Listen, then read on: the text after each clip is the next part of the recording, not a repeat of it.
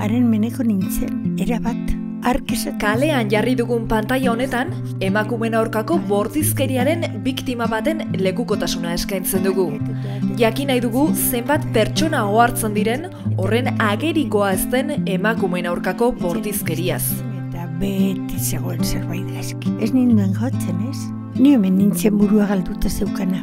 Nik edo zer esan da ere, dena gaizki. Nire gauza zirelakoan uste nuen ni nintzela aldatu behar zuena. Bizitzea ere gogorra zen, itxurak egiten dituen, indarri gabe nengoen, gaixotzen zaitu, baina nola aguantatu nuen horren beste. Eta zuk, ikusten duzu? Emakunde, Eusko Jaurlaritza, berdintasuna, justizia eta gizarte politikak.